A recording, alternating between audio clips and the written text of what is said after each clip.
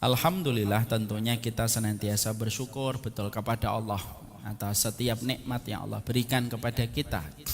Karena yang kurang itu bukan nikmatnya, tetapi yang kurang itu adalah rasa syukur kita terhadap setiap apapun yang telah diberikan oleh Allah di dalam kehidupan kita. Maka sesungguhnya sikap kita yang kurang bersyukur itulah yang menjadikan kita tidak akan pernah merasa cukup dengan apapun yang Allah berikan kepada kita. Jangan kita mengira bahwasanya yang kaya itu cukup, dan jangan kita mengira yang miskin itu kurang. Yang kaya belum tentu cukup, yang miskin itu belum tentu kurang.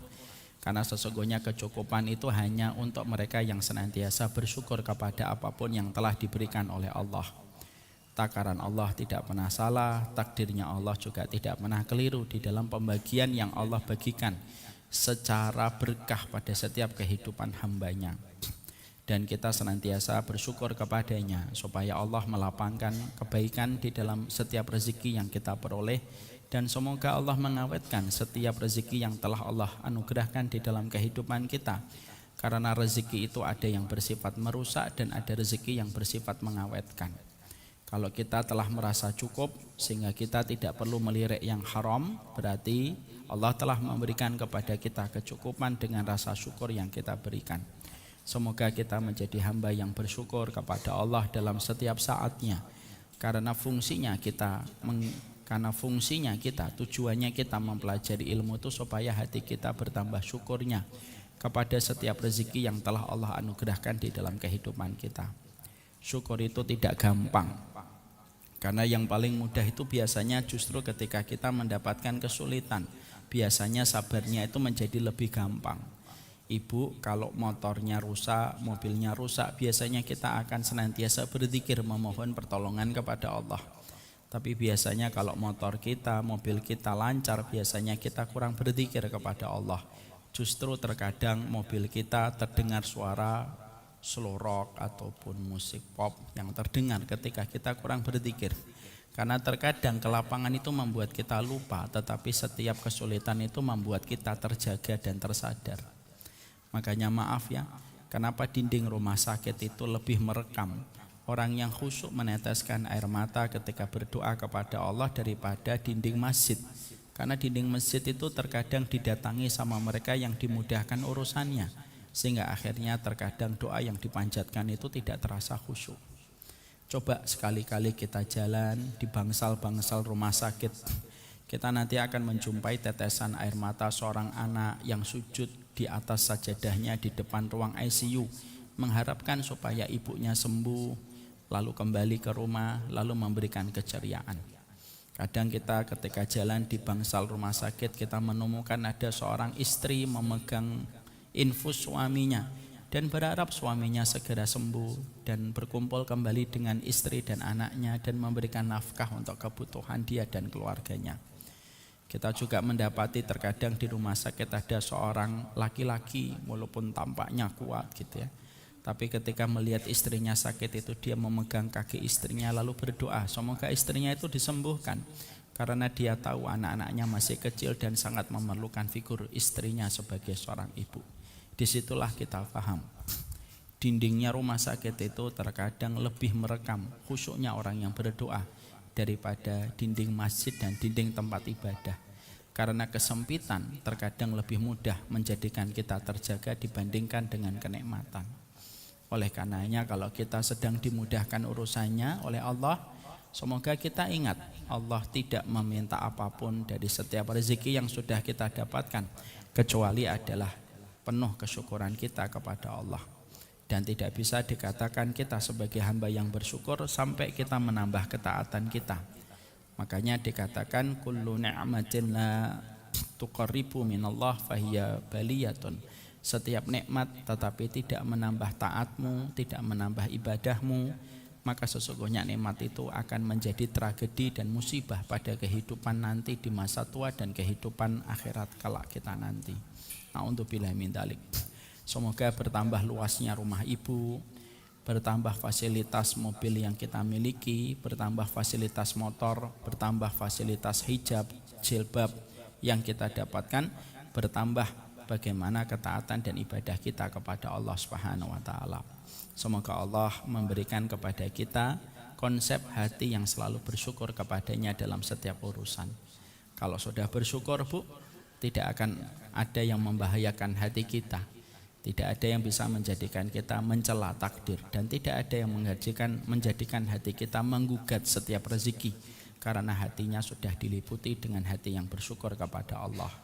Semoga kita, suami kita, istri kita, anak-anak kita menjadi hamba-hamba yang bersyukur kepada Allah dalam setiap peristiwa takdir yang Allah tetapkan pada kehidupan kita.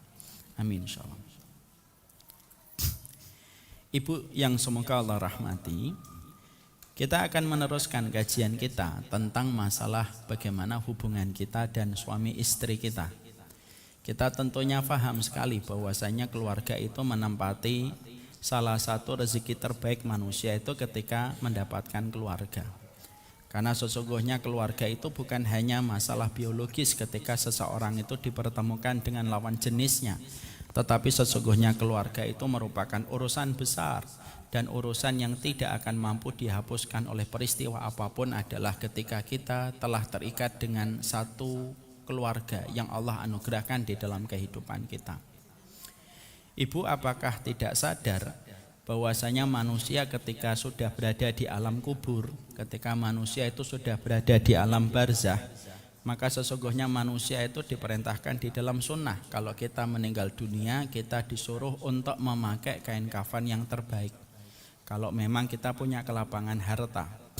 Dan Nabi menjelaskan kenapa kita disunahkan memakai kain kafan yang terbaik. Setidaknya ada dua alasan di balik perintah supaya kita memilih kain kafan yang terbaik ketika kita meninggal dunia. Yang pertama, karena kain kafan inilah yang akan kita pakai ketika kita dibangkitkan dari alam kubur menuju kepada hari pengadilan Allah di akhirat. Yang kedua, kenapa kita diperintahkan dan dikondisikan di dalam perintahnya Nabi supaya kita memakaikan kain kafan yang bagus kalau kita meninggal dunia? Karena kain kafan itu dipakai setiap ruh di alam kubur, di alam barzah, ketika mereka saling mengunjungi antara satu ruh dengan ruh-ruh yang lain di antara keluarganya. Makanya Nabi mengatakan di dalam hadis yang sahih bahwasanya kalau ada ruh yang telah meninggal lebih dulu, kalau mereka mendapatkan kenikmatan kubur dan kenikmatan alam barzah, tidak ada yang mereka nantikan kecuali salah satunya adalah menantikan kehadiran keluarga-keluarganya yang menyusul mereka ketika meninggal dunia, kata Nabi.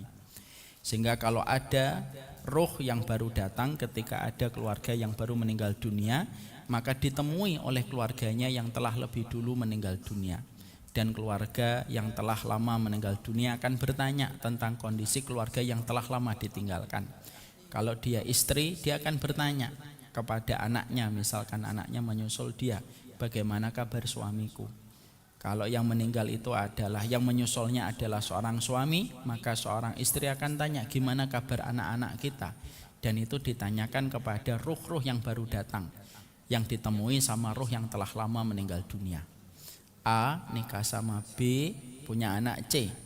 B meninggal lebih dulu, lalu setelah meninggal B 5 tahun berikutnya A meninggal dunia.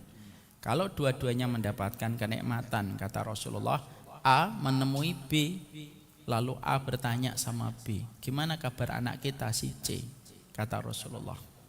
Sampai-sampai pertanyaan itu, kata Nabi, kalau pertanyaan itu sudah bertanya tentang bagaimana kabarnya fulan, mungkin keluarga besarnya yang ditanya, maka roh yang baru datang bertanya, loh yang kamu tanyakan dia meninggal lebih dulu sebelum saya, apakah tidak menemui kalian di tempat ini?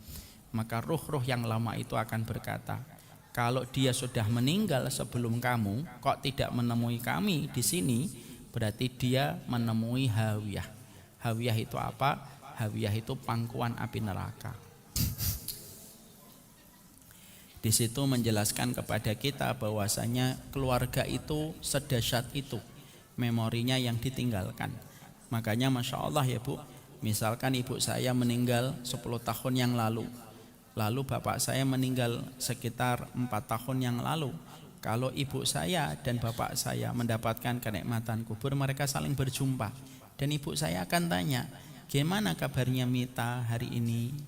Berapa anaknya? Kondisinya bagaimana? Dan itu ditanyakan ibu saya kepada bapak yang baru saja datang. untuk memberikan arti kepada kita bahwasanya sedahsyat itulah kedudukan keluarga dalam kehidupan agama Allah. Makanya kan saya sampaikan tidak ada satu ibadah yang paling banyak menjanjikan keutamaan kecuali ibadah pernikahan, Bu. Sampai kita mendapati ada setidaknya 4 keutamaan yang Allah berikan di dalam kehidupan pernikahan. Allah sampaikan setidaknya pada 2 ayat. Yang pertama pada surat Ar-Rum 21.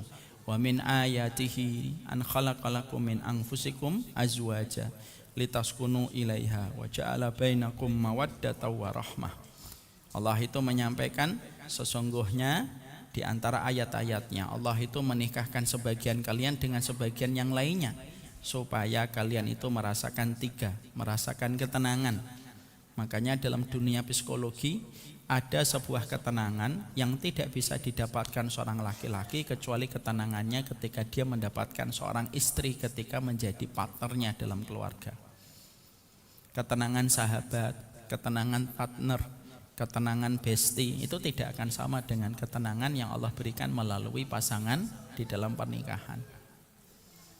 Makanya maaf ya Bu, Nabi Adam sudah mendapatkan surga tetapi beliau merasakan kesepian. Makanya ketika beliau tidur diambil tulang rusuknya, diciptakanlah Hawa dari tulang rusuknya Nabi Adam. Itu memberi arti kepada kita ketenangan seseorang laki-laki dan ketenangan wanita ketika berjumpa dengan pasangannya merupakan ketenangan yang tidak bisa digantikan oleh ketenangan apapun. La yakhullu mahalah lahu. Tidak bisa digantikan siapapun. Allah memberikan mawaddah. Mawaddah itu kecintaan yang berbalut ibadah sampai mendorong kita untuk membawa pasangan kita menuju kepada surga, dan diberikan rahmat. Rahmat itu adalah saling membutuhkan sampai kita nanti di masa senja, sampai kita meninggal dunia saling kita memberikan keridhaan. Maka 3 keutamaan itu Allah berikan di dalam pernikahan, di mana setiap ibadah kita yang lainnya mungkin mendapatkan ketenangan tapi tidak menjanjikan mawaddah. Mungkin mendapatkan mawaddah tetapi tidak menjanjikan rahmat. Tapi nikah menjanjikan sakinah, menjanjikan mawaddah, menjanjikan rahmat. Dan bukan hanya itu, iyakunu fuqara yughnihimullahu min fadlih. Kalaupun mereka miskin maka Allah yang mencukupi. Ada yang keempat, Allah menjadikan pernikahan itu menjadi gerbang untuk memberikan kecukupan dalam urusan duniawi. Maka itu tidak pernah kita dapatkan kecuali di dalam pernikahan. Makanya maaf ya, kan sudah saya sampaikan pada pertemuan kita sebelumnya, tidak ada ibadah yang sampai melibatkan takdir yang begitu panjang dalam kehidupan kita kecuali takdir pernikahan. Makanya ketika ibu jadi anak biasanya dari umur 0 sampai 22 tahun, 23 tahun. Itulah terkadang takdir kita ketika menjadi anak. Tapi semenjak kita nikah 23 tahun sampai 60 tahun, 23 tahun sampai 65 tahun, di mana takdir pernikahan kita terkadang jauh lebih panjang daripada takdir kita ketika menjadi seorang anak. Takdir kita ketika umroh 9 hari, takdir kita ketika haji mungkin 40 hari. Tapi takdir kita dalam menikah itu melewati puluhan purnama yang kita habiskan bersama dengan pasangan yang Allah tetapkan nama pasangan kita jauh lebih dulu sebelum Allah menciptakan langit dan bumi. Karena para ulama itu mengatakan siapapun yang menjadi suamimu, dia bukan laki-laki biasa untukmu. Siapapun hari ini yang menjadi suamimu, dia adalah laki-laki yang telah digoreskan namanya 50.000 tahun sebelum Allah menciptakan langit dan bumi. Dan siapapun yang menjadi istri kita, maka sesungguhnya nama istri kita itu bukan nama biasa, tapi nama istri kita itu merupakan nama seorang wanita yang telah digoreskan namanya 50.000 tahun sebelum Allah menciptakan langit dan bumi, memberi kepada kita sebuah arti. Dahsyatnya kehidupan berkeluarga di dalam Islam. Makanya kita mendapati bahwasanya suami istri itu Masya Allah saling bisa memberi syafaat dalam kehidupan di akhirat. Berapa banyak seorang ibu, berapa banyak seorang bapak, mereka itu mendapatkan surga bukan hanya karena amal solihnya. Tapi ada bapak ibu yang diceritakan dalam hadis riwayat Muslim, ada orang tua mendapatkan surga karena dia mendapatkan syafaat dari anak-anaknya. yang mereka miliki ketika anaknya itu lebih solih daripada kondisi dan keadaan bapak dan ibunya. Syafaat itu fungsinya apa Ustadz? Syafaat itu menggenapkan yang ganjil, menebalkan yang tipis, menambahkan yang kurang.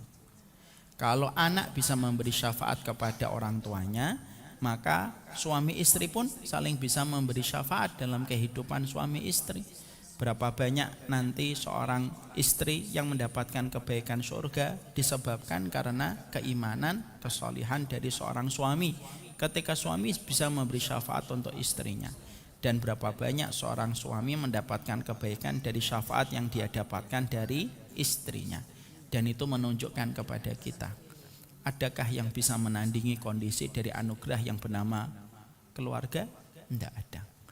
Makanya tidak salah kalau Imam Qurtubi mengatakan surga itu kalau diperes, maka nikmatnya surga itu cuma 3. 1, kita nanti berjumpa dengan Allah. 2, yaitu ketika kita bertetangga dengan para nabi dan para rasul. Yang ketiga, berjumpanya kita dengan keluarga-keluarga kita di atas dipan-dipan indah di atas surga untuk bercengkrama, mengulang-ulang memori indah yang pernah kita lewati ketika dulu kita hidup di dunia. Makanya akhirnya sampai istri kita tidak akan pernah mampu dikalahkan pesonanya, kecantikannya oleh para bidadari. Kenapa? Karena wanita dan istri di dunia yang mereka mendapatkan surga, maka dijadikan para istri ketika sudah di surga, mereka menjadi pemimpin para bidadari, karena Allah ingin menyempurnakan nikmatnya seorang laki-laki ketika dipertemukan dengan istrinya pada kondisi ketika di surga. Itu menunjukkan betapa besarnya arti keluarga. Makanya sampai ada sebuah kata-kata yang bagus, Ibu. Kata-katanya itu bagus. Tidak ada ulama dan tidak ada pahlawan besar dalam Islam kecuali mereka lahir dari keluarga yang qurrata a'yun. Kalau suami istri sudah baik, maka kita akan menjumpai anaknya berkualitas. Karena apa? Anak kita susah berkualitas, anak kita susah untuk melejitkan potensi dirinya. Kalau suami istri dalam bingkai keluarga tidak saling memberikan ketenangan. Makanya kita mendapatkan Allah menyampaikan di dalam surat Al-Furqan 74, Rabbana hablana min azwajina wa dzurriyyatina qurrata a'yun waj'alna lil muttaqina imama. Yang paling menarik itu kalau kita memperhatikan closing pada ayat itu. Jadikanlah kami pemimpin bagi orang yang bertakwa. Artinya Allah menyuruh kita supaya melejit kualitas hidup kita. Tapi yang sangat menarik, point of view pada ayat ini itu apa? Ternyata kita tidak mungkin anak kita berkualitas, keturunan kita berkualitas, menjadi pemimpin, melejit potensinya. Ternyata tidak mungkin mendapatkan itu sampai kita memperhatikan permohonan pertama pada ayat itu. Permohonan pertamanya apa? Berikanlah kami pasangan yang qurrata a'yun. Karena dari pasangan yang qurrata a'yun lahirlah anak yang qurrata a'yun. Kalau anak sudah qurrata a'yun, orang tuanya sudah qurrata a'yun, apa yang terjadi? Waja'alna lil muttaqina imam. Berapa banyak istri yang hebat karena ada seorang suami yang berusaha terus memahami bagaimana istrinya. Dan ada seorang laki-laki yang hebat melejit potensinya karena ada seorang istri yang betul-betul luar biasa ketika menemani sang suami. Dan berapa banyak anak-anak itu menjadi pahlawan besar, itu bukan karena semata-mata kualitasnya semata pada dirinya, tapi anak-anak itu menjadi besar karena dia telah selesai dengan kasih sayang yang dia jumpai dari bapak dan ibunya. Makanya kalau anak itu sudah tercover kasih sayangnya, tangki cinta kasihnya sudah tercukupi dari orang tuanya, maka dia akan mampu melejitkan potensi pada dirinya. Dan itulah efek luar biasa dari kehidupan satu keluarga. Makanya sampai para malaikat saja kalau mendoakan kita, para malaikat itu kalau mendoakan kita bukan hanya mendoakan kita supaya diampuni oleh Allah, Bu. Tapi malaikat itu pun mendoakan kita supaya kita dipertemukan kembali dengan keluarga kita nanti di surga. Padahal malaikat gak punya keluarga.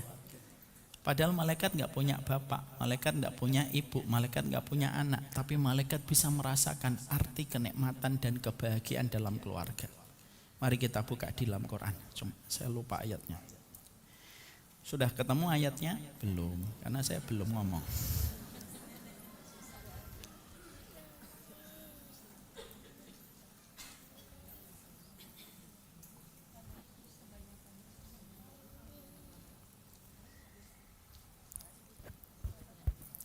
Kita buka di dalam surat Ghafir ayat yang ke-8. Ada yang pakai mic? Tolong dibaca.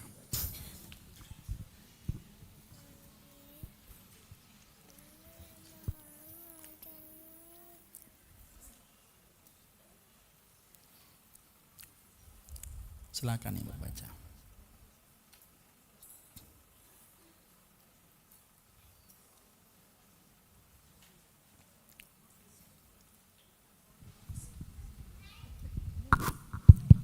Ya. Artinya saja, Bu. Wahai Tuhan kami, masukkanlah mereka ke dalam surga Aden yang telah Engkau janjikan kepada mereka serta orang yang soleh di antara nenek moyang, istri dan keturunan mereka. Sesungguhnya Engkaulah yang maha perkasa lagi maha bijaksana. Ya. Coba Ibu merenungkan, Allah menyampaikan doanya para malaikat. Jadi para malaikat ketika mereka berdoa, mereka bukan hanya memintakan ampunan untuk kita, tapi malaikat itu diabadikan bagaimana doanya mereka oleh Allah yang mengabadikan supaya menjadi sebuah perenungan untuk kita, menjadi sebuah refleksi. Apa yang Allah sampaikan? Doanya malaikat, Rabbana wa adkhilhum jannatu adnin allati wa'adtahum man salaha min abaihim wa azwajihim wa dzurriyyatihim. Ya Allah, tolong masukkan orang yang beriman itu ke dalam surga Aden yang Engkau janjikan. Bukan seorang diri, ya Allah.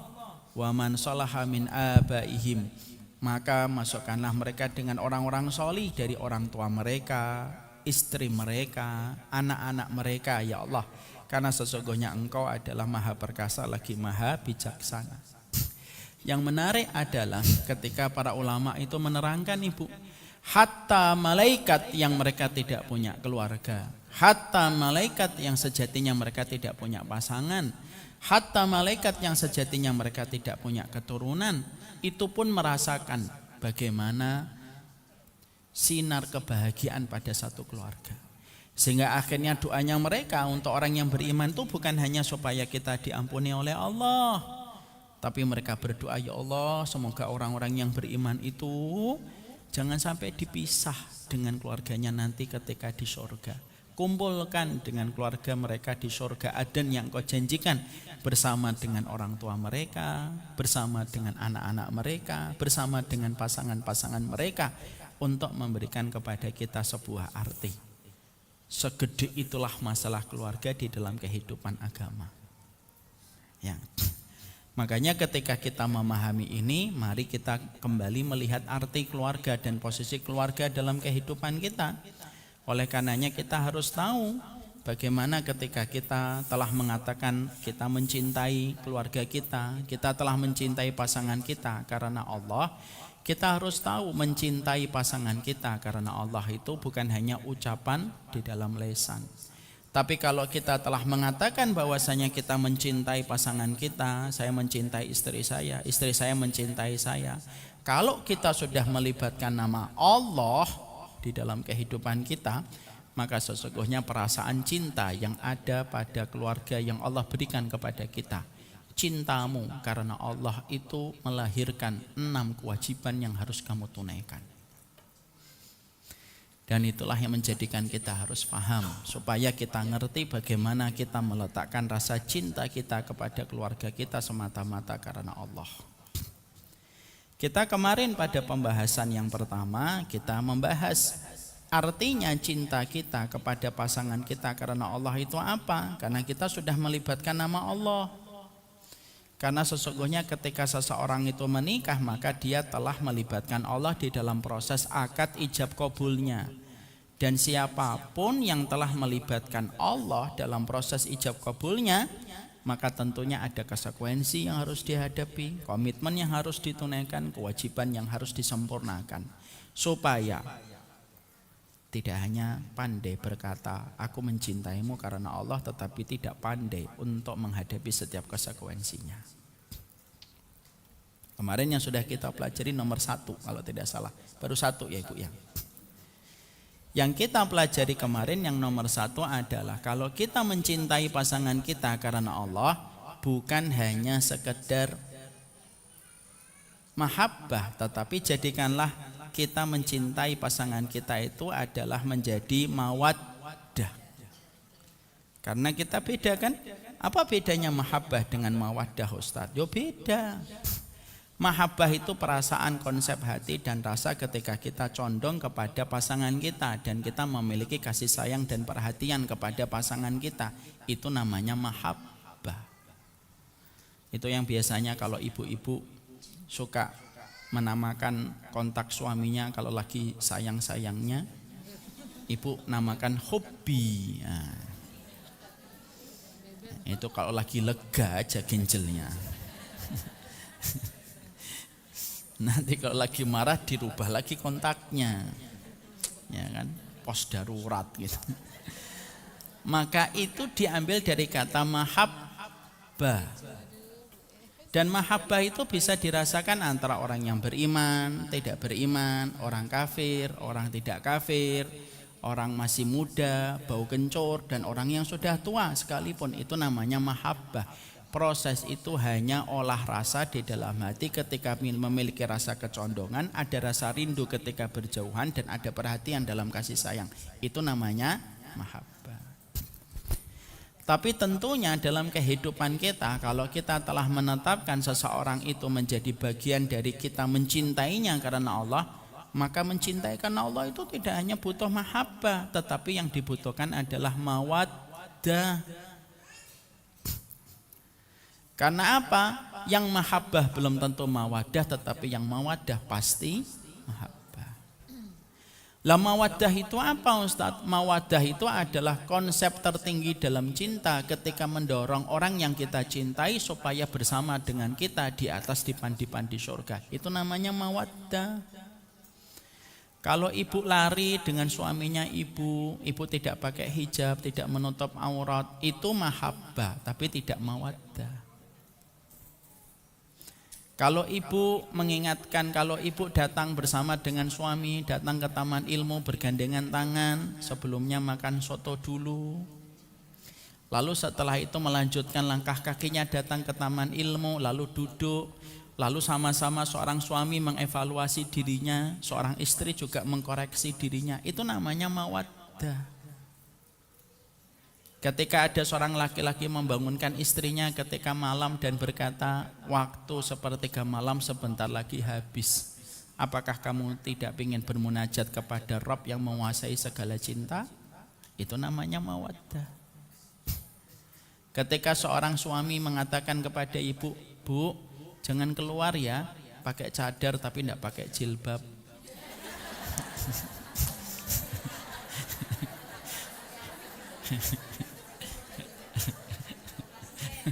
Ya, namanya contoh terserah saya. Maka ketika kita mengatakan itu namanya mawaddah.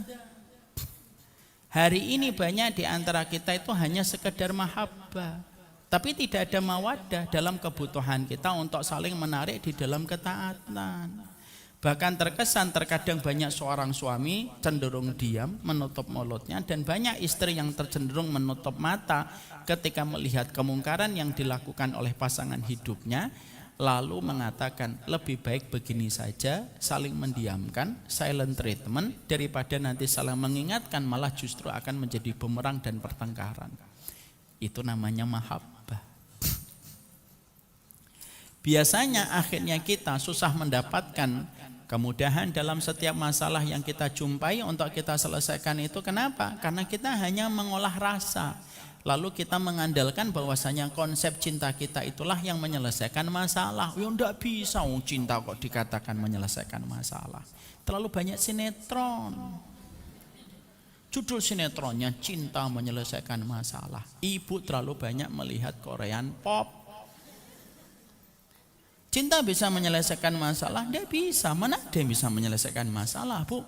Cinta itu dari Allah dan cinta tidak bisa menyelesaikan masalah. Berapa banyak orang yang saling mencintai, mereka berada di ujung timur dan yang satunya di ujung barat tanpa mereka bisa berjumpa. Dan mereka tidak pernah mampu berkuasa untuk saling bertemu walaupun mereka saling mencintai. Kenapa? Cinta itu tidak bisa menyelesaikan masalah. Yang bisa menyelesaikan masalah dalam kehidupan kita hanyalah Allah, pemegang seluruh cinta dalam kehidupan manusia. Yang kita keluhkan segala apapun yang kita rasakan dalam hubungan kita bersama pasangan kita hanya kepada Allah. Dan Allah tidak akan pernah memberikan kepada kita pertolongan kalau konsep kita bersama pasangan kita hanya sekedar mahabbah dan tidak menjadi mawaddah. Ibu mendapati sang suami tidak pernah bergerak ke masjid ketika berkumandang adzan, itu namanya mahabbah. Walaupun mungkin suaminya tiap malam membawa ibu candlelight karena PLN tokennya habis.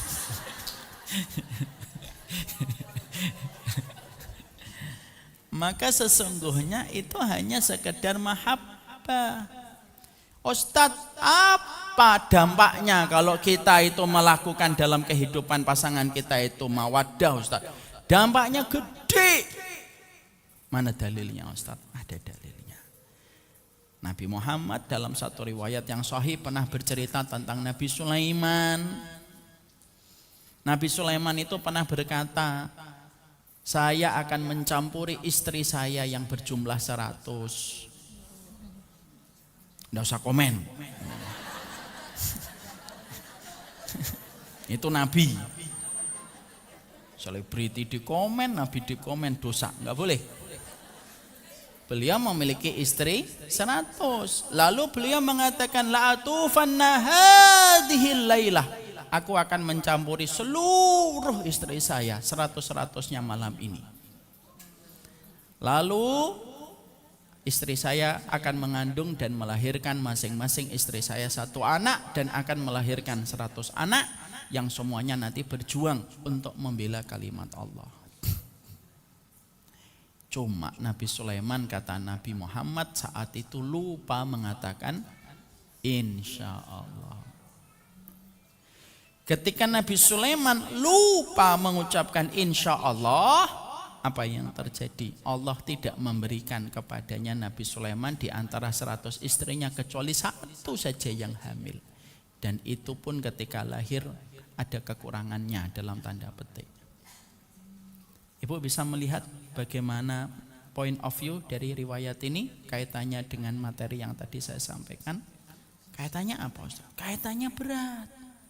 Kalaulah ada seorang laki-laki yang notabene beliau Nabi Sulaiman itu seorang suami, lupa mengatakan insya Allah, ternyata berdampak besar pada kehidupan pernikahan beliau bersama 100 istrinya sampai tidak melahirkan kecuali 1 anak. Dan bagaimana seorang Nabi Muhammad mengatakan kalaulah Nabi Sulaiman pada malam itu atau pada sore itu mengatakan insya Allah, Allah akan memberikan kepadanya 100 anak yang 100 itu anak akan berjuang di jalan Allah. Ibu bisa bayangkan kalau hanya kalimat insya Allah sebesar itu dampaknya. Bagaimana ketika ibu dan suami di dalam kebersamaan pada ibadah. Kalau ibu sampai sholat bareng, taklim bareng, memperingatkan tentang yang mungkar bareng, mengingatkan tentang yang maksiat bareng, maka berapa banyak kebaikan yang kita dapatkan kalaulah kita belajar saja dari apa yang terjadi kepada Nabi Sulaiman ketika Nabi Sulaiman itu lupa mengatakan insya Allah. Maka disitulah kita akhirnya mengerti bahwasanya dampak di dalam keluarga kita, kalau keluarga kita hanya mahabbah, Bu, bisa jadi ketika cinta kita kecewa, Allah tidak membantu untuk menyembuhkan kekecewaan kita. Kalau kasih sayangnya penipis, Allah yang tidak ada hajat menebalkannya. Kalau cintanya berkurang, Allah tidak ada hajat untuk menambahkannya. Kenapa? Ya karena kita hanya sekedar condong kepada rasa dan tidak pernah melibatkan Allah menjadi kendaraan bagi kita bersama pasangan kita di dalam taat dan ibadah. Hati-hati. Dan ini yang kita harus mengerti supaya kita paham, supaya kita memahami. Ini pula yang menjadikan kemarin kita juga mempelajari di dalam menjadikan keluarga kita supaya tidak sekedar hanya mahabbah tetapi bisa menjadi mawaddah, tentunya proses itu harus dinikmati. Karena kita tidak bisa membalikkan keadaan semudah kita membalikkan tangan kita. Disitulah pentingnya kemarin saya menyampaikan, ibu, dalam keluarga itu terkadang kalau kita punya keinginan yang besar, tolong diperhatikan dalam keseharian, karena terkadang tujuan yang besar itu rusak karena perkara yang kecil. Ibu sering ngelihat nggak? Banyak ikhwan kalau ngelihat seorang ustadz, dia ingin bergabung dengan ustadz itu, membantu dakwah, mensyiarkan Islam. Banyak kayak gitu? Banyak. Tujuannya, goalsnya urusan besar atau urusan tidak besar? Besar. Tapi biasanya kalau sudah bersama sang ustadz, yang menjadikan dia berpisah dari ustadznya biasanya urusan besar atau urusan kecil? Urusan kecil. Yang remeh-temeh. Karena apa? Betul kata para ulama. Berapa banyak orang menikah urusannya besar, tapi diperceraikan dengan masalah kecil yang tidak terselesaikan. Sebelum nikah, kriterianya banyak. Harus sholat, bakti kepada ibunya. Banyak standarnya itu karena hal-hal besar. Tapi terkadang kita melihat ketika sudah menikah, alasan pengen berpisahnya itu alasan remeh, kurang romantis. Kalau ngeletakkan anduk di atas kasur, ndak peka. Saya malah khawatir di sini ini pelakunya ini. Sehingga akhirnya disitulah kita akhirnya memahami bahwasanya goal kita bareng-bareng dalam berkeluarga itu apa, Bu? Goal kita itu mawaddah. Tapi maaf ya, proses ibu dan saya bersama dengan pasangan kita untuk menjadikan keluarga kita nahkodanya menuju kepada mawaddah itu jangan kaku sebagaimana penggaris kayu. Tapi kita harus luwes, karena pernikahan itu terkadang bukan hanya seni menghangatkan cinta, tetapi terkadang berkeluarga itu seni untuk menghargai perkara-perkara kecil yang bisa menjadi sebab hangatnya masalah cinta. Ibu tahu nggak Rasulullah Shallallahu Alaihi Wasallam itu memaknai dalam kehidupan berkeluarga itu luas sekali. Mungkin ada sebagian dari kita yang menganggap Rasulullah itu pasti kalau di dalam berkeluarga itu serius sekali. Enggak, Bu. Rasulullah itu di dalam berkeluarga ketika menjadi pemimpin keluarga itu tidak selalu serius, tidak selalu ketika pulang sini Aisyah. Qala Allah Ta'ala fi suratil Baqarah alif lam mim. Enggak. Tapi kita dapatkan bagaimana Rasulullah itu memaknai dalam kehidupan berkeluarga. Terkadang ketika beliau melihat Aisyah minum, maka Rasulullah itu melihat bekas minumnya Aisyah itu ada di mana. Lalu menempelkan bibirnya beliau di tempat bekas minumnya ibunda Aisyah. Simpel atau tidak simpel? Simpel. Tapi terkadang bagi wanita dan bagi laki-laki hal simpel itu lebih bermakna. Kadang-kadang ibu membersihkan rumah bersih gitu, itu bermakna bagi laki-laki. Tapi kadang-kadang lebih bermakna ketika ibu mendapati suaminya sarapan, ibu duduk di depannya, ibu menyorot matanya, memegang tangannya. Jangan ketawa, ini serius. Nggak bercanda. Lalu akhirnya mengiringinya sampai akhirnya keluar rumah. Ketika sampai masuk mobil dicium tangannya, selalu suaminya dengan ridho mengatakan, semoga Allah memberikan kepadamu keberkahan. Dia pergi ke kantor, Bu, berapa banyak 1000 senyuman wanita yang haram padam di hatinya karena ketenangan yang sudah dia dapatkan di dalam rumah. Jangan sampai ada seorang sekretaris lebih paham tentang suami kita daripada kita. Banyak laki-laki yang terkadang ketika di rumah sarapan sendiri, yang masakkan bibi khadimahnya, makan ditemani kerupuk. Saya enggak ngomong bercanda, ini serius, Bu. Lalu ketika akhirnya dia pergi ke kantornya, di kantornya ada seorang wanita yang ternyata paham detail-detailnya seorang laki-laki yang menjadi suami kita. Kopi ya Pak, kopinya setengah manis. Susunya tidak boleh lebih daripada kopinya. Gorengannya pisang setengah piring. Dan ternyata terkadang dia lebih apal tentang suami kita daripada suami kita. Maka kita fahami bahwasanya pernikahan itu kadang disatukan karena hal yang besar. Tetapi justru dihancurkan karena urusan yang kecil yang tidak kita perhatikan. Makanya Nabi itu kadang-kadang maaf ya, mencium istrinya ketika habis wudhu. Ngapain sih? Nabi merawat yang kecil. Karena pernikahan itu tidak selalu perkara yang besar. Makanya ketika Nabi mendapati Jabir bin Abdullah ketika menikah dengan seorang janda, maka Nabi itu berkata kepada Jabir bin Abdullah, kenapa kamu tidak menikahi seorang wanita yang gadis, supaya kamu bercanda dan bersendagurau dengannya dan dia bersendagurau dengan dirimu, hatta tula ibaha wa tula ibuha. Kamu bercanda dan bersendagurau dengan istrimu dan istrimu bersendagurau dengan dirimu. Artinya apa? Yang kita soroti dari hadis itu adalah Nabi itu memaknai pernikahan itu sendagurau yang paling halal dan paling berkah. Jadi nggak serius-serius amat. Jadi ibu nanti nggak usah pulang serius amat. Bang, kamu tahu nggak bedanya mawaddah dan mahabbah?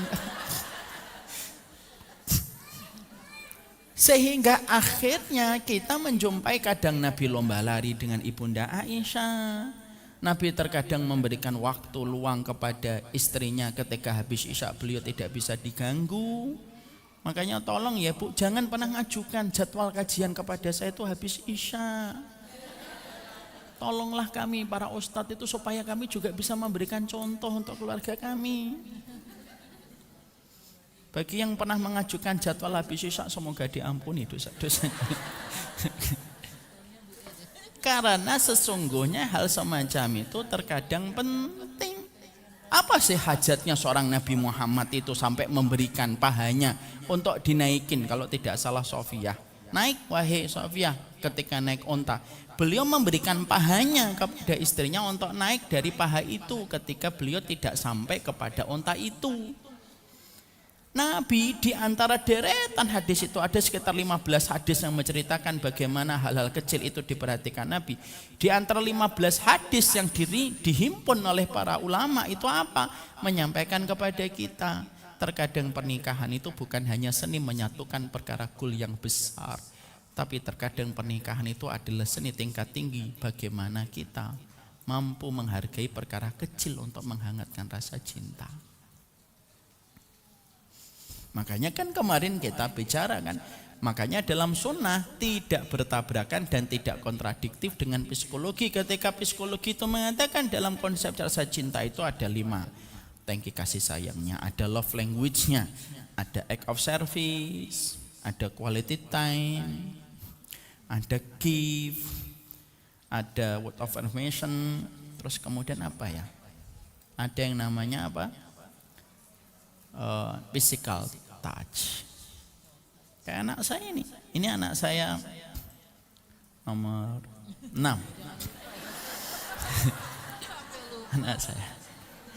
Anak saya nomor 6 ini tipenya physical touch.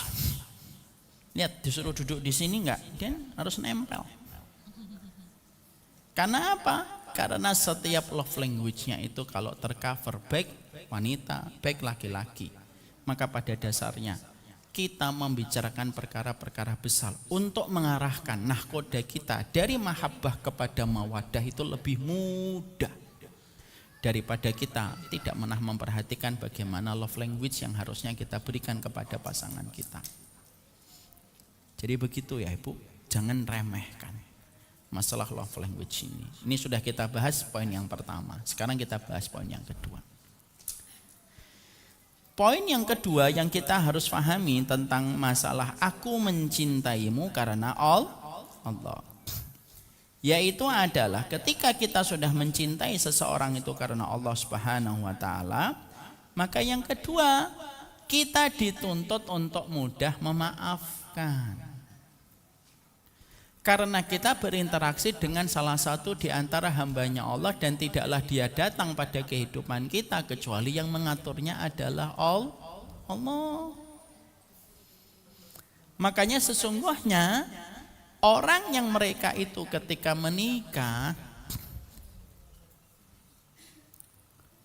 tidaklah ada orang yang paling berhak mendapatkan maafnya kecuali adalah pasangannya. Dengan mengingat kebaikan-kebaikan yang pernah dia lakukan di dalam kehidupan kita. Karena ikan sebanyak-banyaknya duri tetap ada dagingnya. Makanya akhirnya yang kedua yang dikatakan oleh para ulama, kalau kita hidup itu setidaknya ada dua orang yang paling berat dengan maafnya kita, Ibu. Satu, orang tua kita. Dua, pasangan hidup kita. Makanya ada kata-kata bagus. Kalaulah seorang istri dan seorang suami memiliki tangki maafnya sebagaimana dia memberikan itu kepada anaknya, lalu dia berikan itu kepada pasangannya, maka tentunya ketenangan itu akan lebih mudah didapatkan dan dirasakan setiap orang itu menikah. Tapi maaf ya, kadang-kadang tangki maafnya kita untuk anak jauh lebih gede daripada tangki maaf yang kita berikan kepada pasangan hidup kita. Ibu dikecewakan berkali-kali sama anak, biasanya tetap memiliki hati yang lebih besar daripada kesalahan seorang anak. Tapi ternyata yang kedua, ternyata belum tentu setiap ibu memiliki tangki maaf untuk suaminya itu sebagaimana besarnya tangki maafnya untuk anaknya. Maaf ya Bu, kalau ada seorang wanita anaknya dihujat oleh orang satu dunia, pasti wanita itu akan berdiri di samping anaknya seorang diri, dia kuat. Tapi terkadang seorang wanita ketika menjadi istri belum tentu kuat untuk memaafkan kesalahan dari suaminya. Walaupun suaminya pun bukan orang yang paling jahat yang hadir pada hidupnya. Maaf ya Ibu, orang solih itu bukan orang yang tidak punya salah. Ini kriteria dan definisi yang salah. Imam Ibnu Rajab itu berkata, man huwa salih, siapa itu laki-laki yang salih dan siapa itu perempuan yang salihah. Bukan mereka yang tidak pernah punya kesalahan, tapi sesungguhnya laki-laki yang salih dan perempuan yang salihah itu adalah mereka yang kebaikannya lebih besar dan lebih banyak daripada kesalahan dan kekurangannya. Makanya akhirnya yang kedua, orang yang paling berhak dengan maafnya kita itu pasangan hidup kita. Tapi kalau kita sebagai wanita ataupun sebagai seorang laki-laki begitu mudah untuk mendendam, lalu begitu mudah untuk menyimpan kebencian dan kemurkaan kita di dalam hati kita tentang pasangan kita, lalu kita tidak mengingat betapa besarnya Allah mencintai mereka yang memberikan maafnya kepada setiap orang yang berbuat salah, susah Bu. Arti dalam kehidupan menjadikan mawaddah itu susah. Kenapa? Karena mawaddah itu harus disertai dengan konsekuensi mudah memaafkan. Ya. Makanya Allah menyampaikan kepada kita di dalam surat Al-Baqarah 237. Mari dibuka Al-Baqarah 237.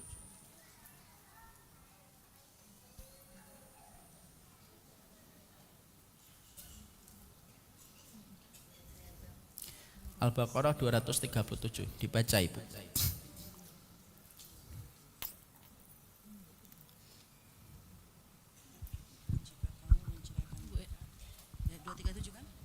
Bismillah. Artinya aja. Dan jika kamu menceraikan mereka sebelum kamu sentuh. Ibu, surat Al-Baqarah dimulai dengan sebuah kalimat, jika kamu menceraikan mereka. Berarti ayat ini bicara tentang hukum apa? Nikah atau talak? Hukum talak. Silahkan dilanjutkan. Dan jika kamu menceraikan mereka sebelum kamu sentuh atau campuri, padahal kamu sudah menentukan maharnya, maka bayarlah 1/2 dari yang telah kamu tentukan, kecuali jika mereka membebaskan atau dibebaskan oleh orang yang akad nikah ada di tangannya. Pembebasan itu lebih dekat kepada takwa. Dan janganlah kamu lupa kebaikan di antara kamu. Sungguh Allah Maha melihat apa yang kamu kerjakan. Mari kita perhatikan kembali dan mari kita tadaburi. Kita selami ayat ini memberi arti dan petunjuk bagi kehidupan kita. Allah menyampaikan kepada kita bahwasanya kalau ada seorang laki-laki menceraikan istrinya sebelum istrinya itu dicampuri, dia ceraikan, maka ketentuannya itu adalah mahar itu tetap diberikan kepadanya. Yang menarik adalah setelah Allah menceritakan tentang hukum talak di awal ayat pada ayat 237 itu, di tengah-tengahnya itu Allah menyampaikan illa ayyafuna au ya'fu alladhi biyadihi uqdatun nikah wa anta'fu aqrabu littaqwa. Allah lalu menyampaikan wa anta'fu aqrabu littaqwa, dan memaafkan itu mendekati sebuah ketakwaan. Menariknya adalah ini Bu, ini skemanya pernikahan. Ini skemanya ayat 237, maaf. Awalnya bicara tentang hukum talak, di tengahnya bicara tentang hukum memaafkan. Lalu Allah menyampaikan apa di situ? Wa anta'fu aqrabu littaqwa. Memaafkan itu mendekatkan kamu kepada ketakwaan. Selesai diksi itu? Enggak, dilanjutkan oleh Allah.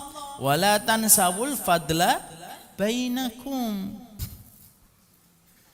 Lalu Allah menyampaikan janganlah kamu melupakan kebaikan yang pernah terjadi di antara kalian. Nanti kita akan cerita kenapa setelah diperintahkan memaafkan Allah lalu mengatakan sebuah perintah. Jangan lupa ya, jangan amnesia terhadap kebaikan yang pernah terjadi di antara kalian. Ditutupnya 237 pada ayat itu apa? Innallaha bima ta'maluna basir. Allah itu maha mengetahui apa yang telah kamu lakukan. Di situ Allah itu ingin menyampaikan di antara rangkaian ayat pada 237, di awal ayatnya bicara tentang talak, di tengahnya bicara tentang permintaan maaf. Karena para ahli tafsir itu mengatakan kepada kita, karena pilar dan tonggak dalam pernikahan itu tonggaknya satu yang paling penting setelah niat kita beribadah di dalam pernikahan. Harus punya modal memaafkan yang besar kepada pasangan kita. Makanya ada seorang anak muda, pernah beliau meminta fatwa kepada ulama. Saya mau menikah, tapi saya orangnya masih emosional dan susah untuk tidak dendam kalau ada orang berbuat kesalahan. Apa nasihatnya ulama itu? Jangan nikah dulu. Sampai kapan? Sampai kamu selesai dengan dirimu ketika Allah melapangkan hatimu dan jiwamu. Kenapa beliau mengatakan kepada pemuda tadi untuk mengundurkan niatnya menikah ketika dia masih memiliki emosional yang belum stabil, ketika mudah untuk dendam? Karena dendam ketika sulit memaafkan itu yang pasti menjadi penghancur pernikahan selain karena bisikan setan. Karena tidak ada kendaraan bagi setan kecuali satu di dalam pernikahan. Kemarahan yang tidak berujung dengan ridho untuk memaafkan. Masya Allah ya. Makanya lalu Allah menjelaskan kalimat setelahnya, setelah Allah menjelaskan wa anta'fu aqrabu littaqwa, dan itu dijelaskan oleh Allah ketika baru saja Allah menjelaskan tentang hukum perceraian. Seakan-akan Allah itu mengatakan di dalam ayat itu tidak akan terjadi perceraian kalau kamu itu mudah memaafkan. Cuma kan Allah itu kan lembut. Karena Allah itu lembut, kalau ngomong itu harus diresapi dalam setiap firman-Nya. Lalu Allah menyampaikan wala tansawul fadla bainakum. Jangan lupa memori kebaikan yang pernah terjadi di antara kalian. Karena apa? Kita itu mudah memaafkan kalau kita ingat kebaikannya. Makanya akhirnya disitulah kita mengerti dan kita memahami. Yang kedua, Sesungguhnya ketika kita mengatakan deklarasi dan proklamasi bahwasanya kita mencintai karena Allah, maka mudah memaafkan. Dan di antara titik terberat ketika ada perintah untuk memaafkan di dalam kehidupan berkeluarga, siapa yang paling berat untuk melaksanakan titah dan perintah ini? Para wanita.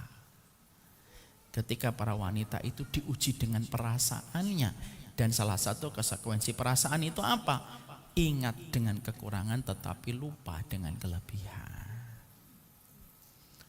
Tidak usah mengatakan, iya saya paham.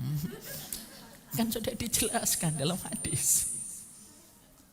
Makanya akhirnya Allah menguji wanita. Menguji wanitanya bagaimana? Wanita yang dijanjikan surga itu bagaimana? Ketika Rasulullah mengatakan, kamu tahu enggak wanita itu penduduk surga? Ala ukhbirukum binisai ahlil jannah. Kalian tahu enggak siapa itu wanita penduduk surga? Para sahabat menjawab, pengen ya Rasulullah. Nabi lalu mengatakan sesungguhnya wanita penduduk surga. Yang menarik adalah wanita itu tidak disebutkan oleh Nabi Muhammad dengan kata panjang hijabnya. Tidak mengatakan panjang sholatnya, panjang sodakohnya. Enggak, Nabi tidak mengatakan itu. Tapi Nabi mengatakan apa? Sesungguhnya wanita penduduk surga itu cirinya 3. Nggak usah ditulis, gampang nulisnya. Penting praktek.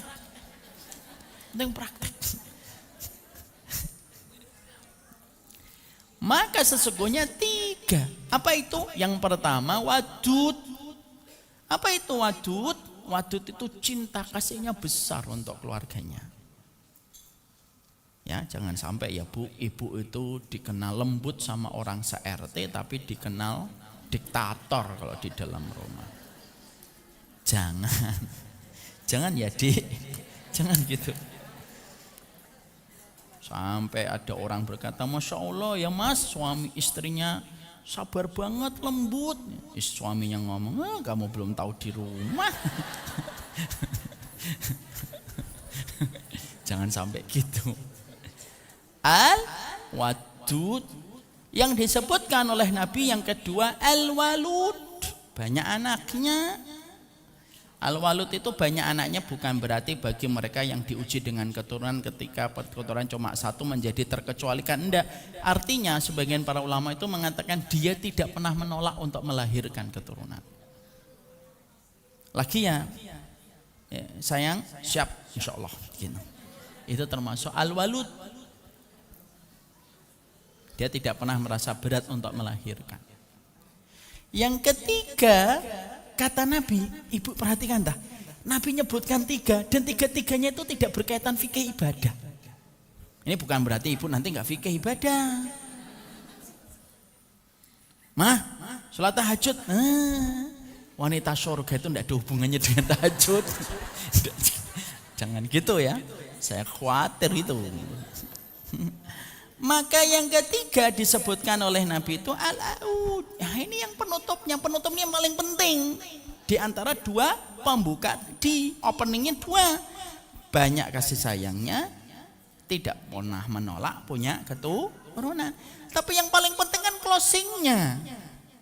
Karena kalau kita ngomong sesuatu yang paling penting apa? Closingnya. Makanya sering kalau saya ngisi kajian itu dipinta, Ustadz closing statementnya.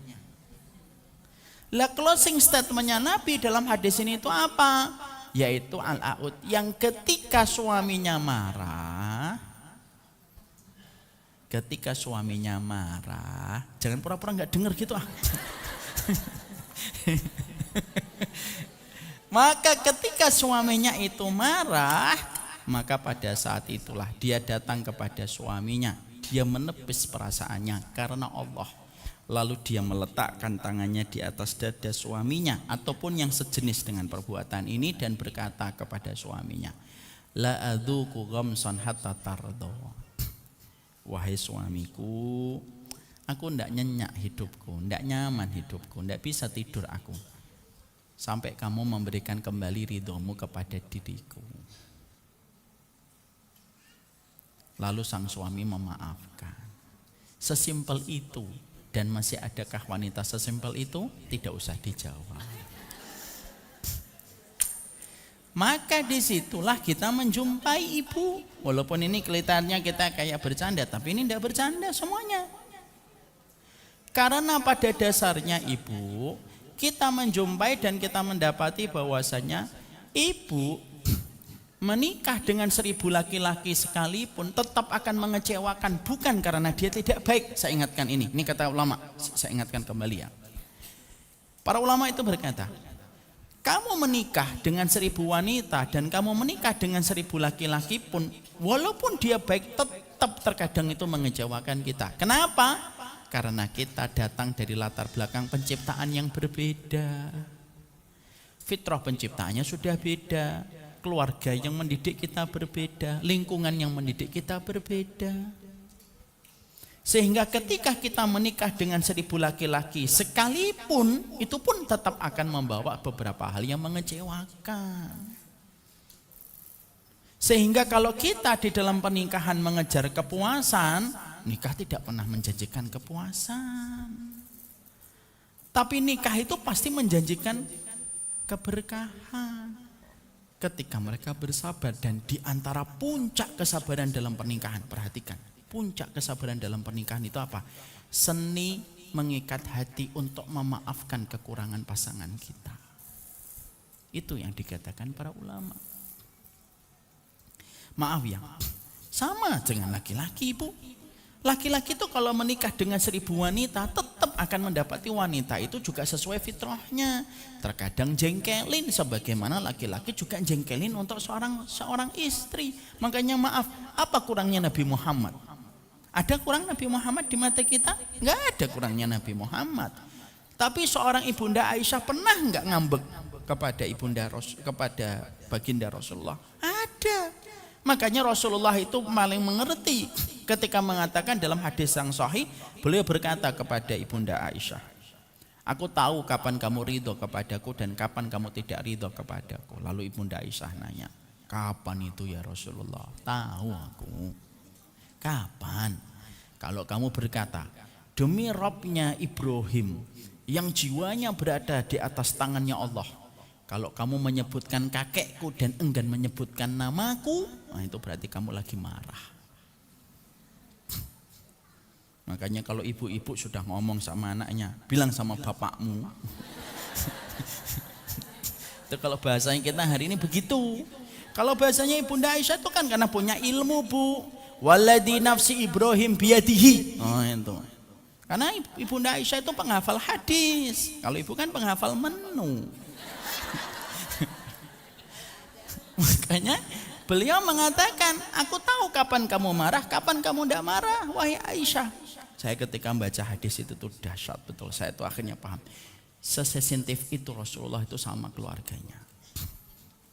Kalau kamu sudah mengatakan demi Rabbnya Ibrahim yang jiwanya berada di atas tangannya Allah, kamu menyebutkan nama kakekku dan enggan menyebutkan namaku, berarti kamu lagi ngambek, lagi marah. Coba kalau ibu pikir hadis ini, yang kita dapatkan dalam hadis ini adalah, lu suaminya sudah Rasulullah kok yang masih bisa ngambek gitu. Ya atau tidak? Tapi Nabi nggak menyalahkan dan Nabi tidak mengaibkan seorang ibunda Aisyah gara-gara ngambek. Lalu Rasulullah melanjutkan hadisnya.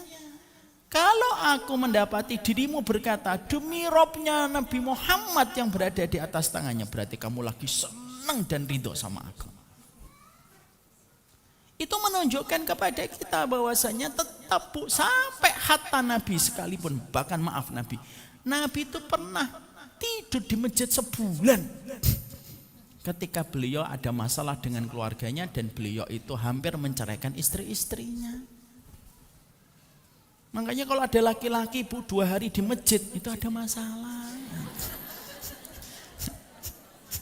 Nanti kalau ibu WA sayang, Ustadz di mana? Di masjid. Ada masalah ya Ustadz? Enggak. Maka sesungguhnya itu yang kita jumpai dan kita dapati dari kehidupan Nabi. Makanya seni memaafkan itu merupakan hal terbesar. Maaf ya Bu, kadang-kadang ibu lebih mudah memaafkan seorang teman arisan dengan kesalahannya. Tapi terkadang kita begitu sulit untuk memaafkan suami kita dengan kekurangannya. Padahal kita harus paham, Ustadz, apa perkara yang Allah tarbiyahkan, apa perintah yang Allah sampaikan kepada kita supaya kita itu mudah memaafkan. Kata Allah, wala tansawul fadla bainakum. Karena strateginya setan, kata Wahab bin Munabbih, ketika suami istri itu sudah menikah, apa strateginya setan? Kata Wahab bin Munabbih, strateginya setan ketika seorang laki-laki dan perempuan itu sudah menikah, bukan langsung zina, enggak, zina nanti. Tapi strateginya setan ketika suami istri itu sudah menikah itu apa? Dijadikan dia akuntan paling handal, mengingat kekurangan, tetapi amnesia mengingat kebaikan. Apa itu? Dalam bahasa matannya, ya'uddu sayyi'at wa yansa fadla zaujihi. Melupakan kebaikan suaminya, tetapi mengingat kekurangan dan kesalahan suaminya atau istrinya. Makanya maaf ya Bu, kapan seseorang itu marah itu, kalau kita lagi marah yang kita ingat kesalahan atau kebaikannya?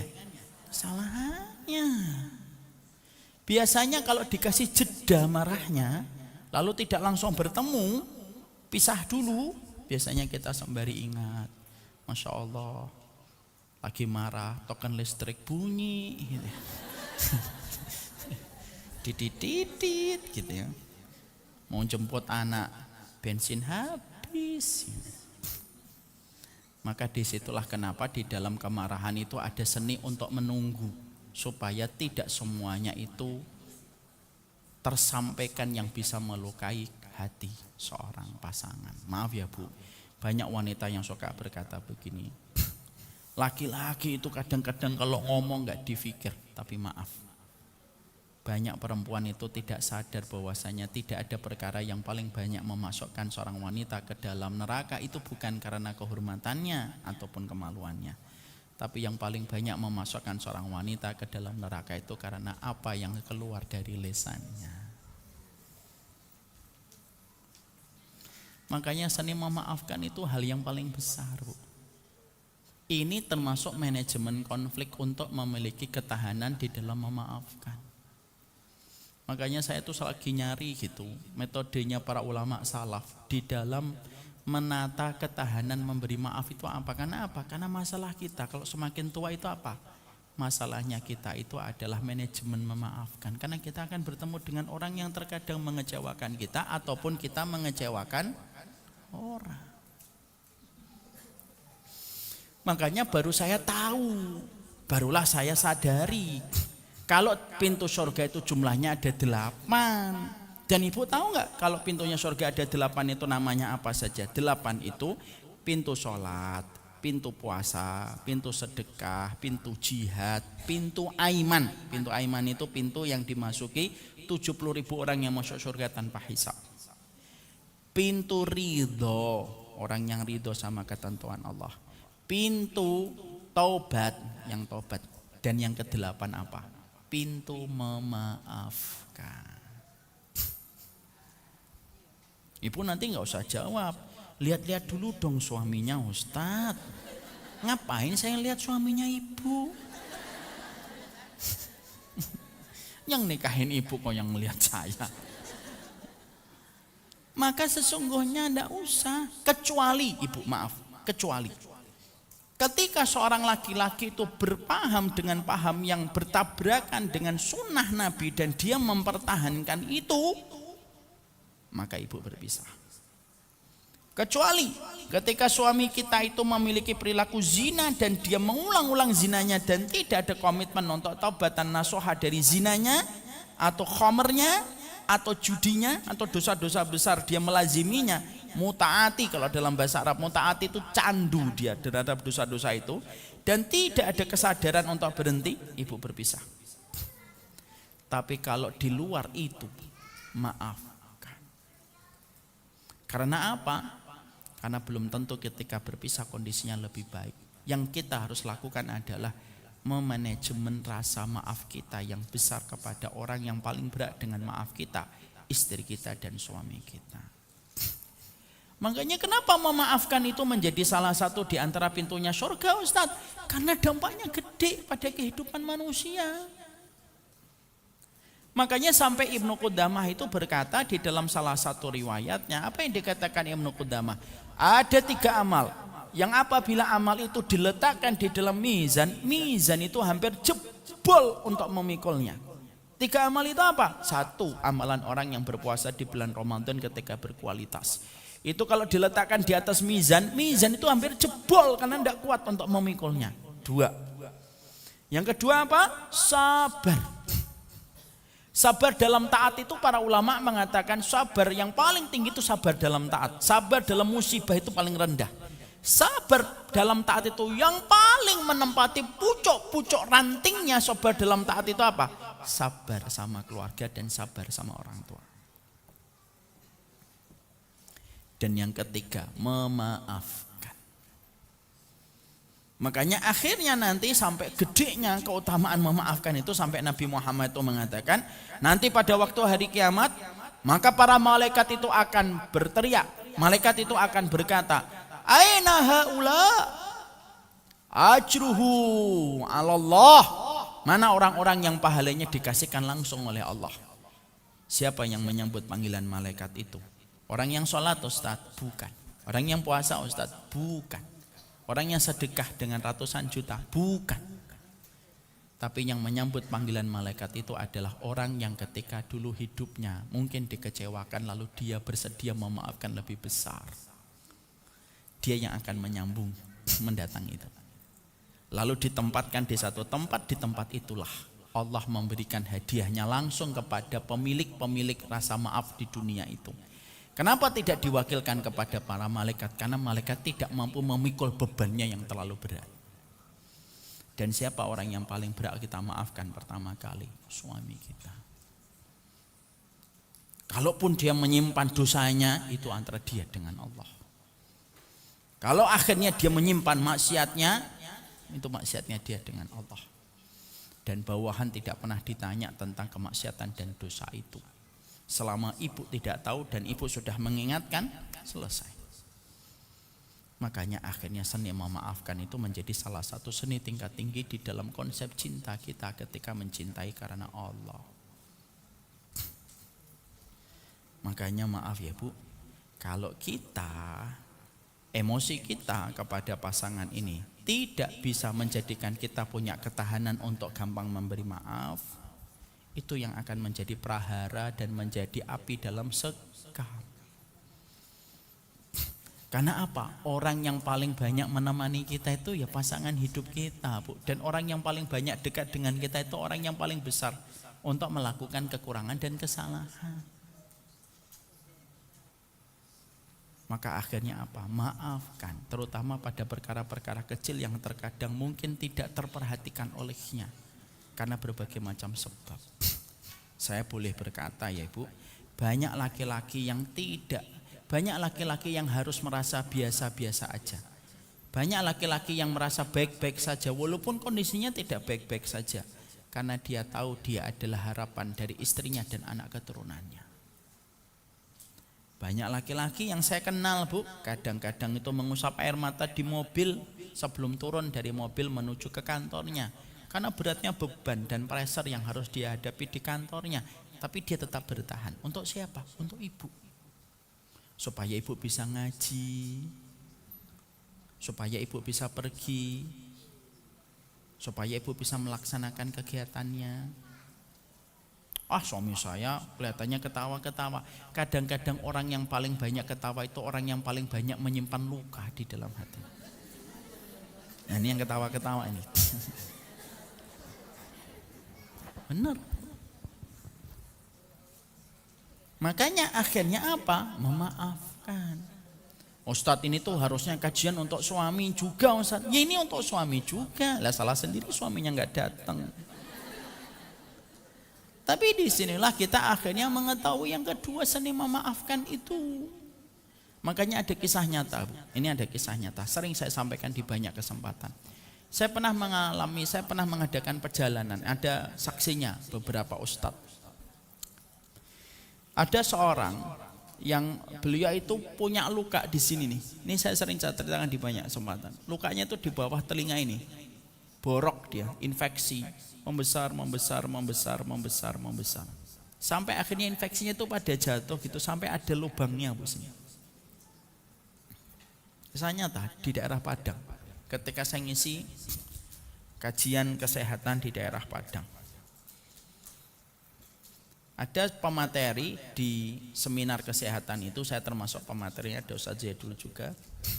Pematerinya itu salah satunya cerita, ini kisah nyata. Jadi beliau itu mendapatkan pasien itu lukanya itu di bawah sini. Dan akhirnya rumah sakit yang ada di kabupaten di Bukit Tinggi kalau tidak salah, itu tidak bisa untuk merawatnya dan harus dirujuk ke rumah sakit provinsi yang ada di Padang Kota. Sembari mereka merujuk ke rumah sakit provinsi di Padang Kota, maka mereka berikhtiar, mereka mencoba untuk mencari penyembuhan gitu. Salah satunya ketemu dengan seseorang yang memiliki latar belakang kesehatan dan memiliki referensi yang banyak dalam kesehatan. Lalu akhirnya ketemu, dan ketika ketemu dilihat lukanya. Lalu beliau ini yang mendapatkan ilmu tentang masalah kesehatan langsung berkata kepada sang bapak, dilihat itu, ditanya, bapak punya emosi enggak? Enggak, Cik gitu, saya baik-baik aja. Bapak punya emosi enggak? Punya dendam enggak? Enggak, saya enggak punya dendam, saya orangnya itu damai, saya enggak punya dendam. Bapak punya dendam enggak? Enggak. Ya sudah, kalau bapak enggak mau cerita, bapak akan susah sembuh. Karena pengobatan itu bukan hanya dari luar, tapi pengobatan yang paling efektif itu dari dalam. Karena apa? Emosi, amarah itu bersifat api yang bisa mendatangkan banyak penyakit. Ditanya lagi sama beliau, bapak punya dendam enggak? Akhirnya ngomong jujur, Bu. Iya, saya punya dendam. Dendamnya sama siapa? Sama istri saya. Bukan mantan, jangan dirubah. Istri. Saya yang tahu ceritanya kok mulai. Jadi akhirnya ditanya, "Loh kenapa Bapak bisa dendam sama istrinya?" Padahal istrinya yang nganter beliau. Istrinya sampai ngomong, "Bang, kamu dendam sama saya." Istrinya aja kaget. Kata beliau ceritanya, adalah sebuah cerita. Dulu istrinya pernah selingkuh. Jangan dulu belum selesai. Udahlah selesai nggak jadi lagi. Jadi istrinya itu beliau pernah selingkuh, tapi tidak sampai ketemuan, tidak sampai zina, ndak. Ngobrol aja di chat gitu, terlalu sering gitu. Lah istrinya itu sudah minta maaf dan betul-betul minta maaf. Cuma lukanya itu tidak pernah sembuh. Ibu tahu kenapa?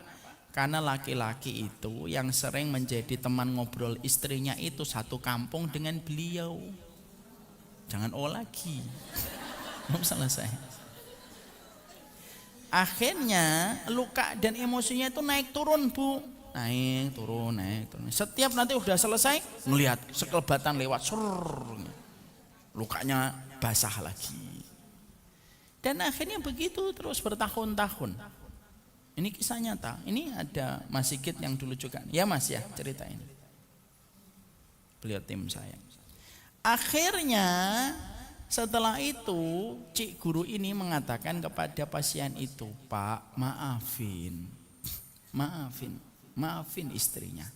Lalu akhirnya beliau nangis, Bu. "Saya maafin." Pasien ini akhirnya memaafkan, "Saya sudah maafin Cikgu." "Loh kenapa Bapak kok memaafkan sekarang?"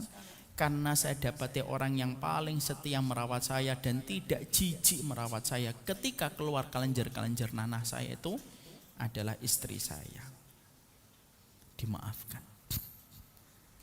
Maka kalau sudah dimaafkan, tolong ya betul-betul memaafkan. Iya. Setelah itu bisa. Seiring waktu, lukanya yang tadi membesar itu lama-lama mengering. Saya dilihatin fotonya dari proses yang lukanya gede, mengecil sampai akhirnya sembuh dengan izin Allah. Dan itu terjadi kenapa? Karena memaafkan. Tadi sebelum perjalanan saya ke Pamulang, saya tuh ngelihat video. Ada seorang ahli kesehatan itu berkata, kenapa banyak wanita kena kanker? Padahal pola hidupnya sehat, pola makannya sehat. Karena yang paling mampu dan piawai memendam masalah itu perempuan. Dan akhirnya emosinya itu tertahan kayak lava yang tertahan. Dan kita harus merilis perasaan itu. Cara kita merilis perasaan kita tentang pasangan kita itu apa? Maafin. Kamu nikah dengan 1000 laki-laki pun kamu harus memaafkan kekurangannya. Ya. Jadi kalau misalkan ibu, suami saya itu datar orangnya Ustadz. Mungkin suami ibu itu belajarnya teknik mesin. 4 tahun. Ketemunya itu alat-alat. Sekali kerja juga di depan mesin. Masa di depan mesin bercanda? Ayo. Kan gak mungkin. Sehingga akhirnya ketika pulang dia masih membawa kekakuan ketika dia bekerjanya di depan mesin. Dan ketika belajarnya itu belajar mesin. Kita tidak pernah tahu, apalagi ketika kita belum paham perempuan dan laki-laki dalam menuliskan dan mengekspresikan beda. Laki-laki kalau mengekspresikan itu simple, ringkes, sudah. Perempuan enggak.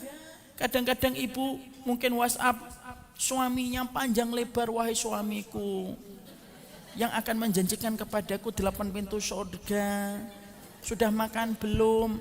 Lalu dijawab BLM. Nggak usah marah lah. Karena masalah-masalah kecil semacam itu yang terkadang memecahkan ruang hati, rasa antara kita dengan pasangan kita. Maka yang kedua, ketika engkau mencintai seseorang karena Allah, pastikan tangki maafmu lebih besar daripada kesalahan yang dimiliki oleh pasanganmu. Maafkan, bukan karena dia pantas dimaafkan ataupun tidak. Maafkan. Karena ada salah satu nama pintu surga yang berjudul dengan pintu memaafkan yang Allah sediakan bagi seorang yang mereka bersedia memaafkan segala perkara yang mengecewakan dalam hidupnya. Paham sampai di sini Bu? Insya Allah. Karena saya sudah pegel di sini. Mari kita cukupkan kajian kita pada kesempatan ini. Semoga ibu diberikan rasa lapang di dalam hati. Maaf ya Bu, Ustadz, kalau kesalahan suami saya tentang zina, tentang khamr, tentang judi online, atau dia membenci Nabi, ataupun sederet pemikiran yang berbahaya, ibu diberikan pilihan 2. Ibu boleh berhenti atau ibu meneruskan. Tapi kalau selama mereka melakukan dosa-dosa zina, judi, tapi ada komitmen bertobat, tunggu Bu. Tangan yang paling mulia adalah tangan yang mengulurkan tangannya kepada pelaku dosa sampai meninggalkan dosa dan kemaksiatan itu. Tapi kalau dia tidak mau berhenti, ibu silakan istikharah dan mintalah fatwa kepada para ulama yang paling pantas untuk ibu mintain fatwanya dalam masalah itu. Barakallahu fikum. Saya kira ini kajian, semoga Allah memberikan kepada kita keluarga yang sakinah, mawaddah, dan keluarga yang rahmat. Ibu sudah tahu kan bedanya mawaddah dengan mahabbah? Ya, maaf ya, jangan dipakai untuk menilai keluarga orang lain. Wah, berdasarkan kajian ini keluargamu itu mahabbah mbak. Makanya kayak mawadah itu kayak keluarga saya mawadah. Cukup untuk kita mengevaluasi kita. Wassallallahu ala nabiyina Muhammad. Tidak ada yang bertanya? Tidak ada, karena kita masih poin yang kedua. Sudah mau duhur, Sudah kita mau lanjutkan zuhur, insya Allah poin-poin berikutnya pada lain kesempatan. Wassallallahu ala nabiyina Muhammad walhamdulillahirabbil alamin. Subhanakallahumma wa bihamdika asyhadu an la ilaha illa anta astaghfiruka wa atubu ilaik. Assalamualaikum warahmatullahi wabarakatuh.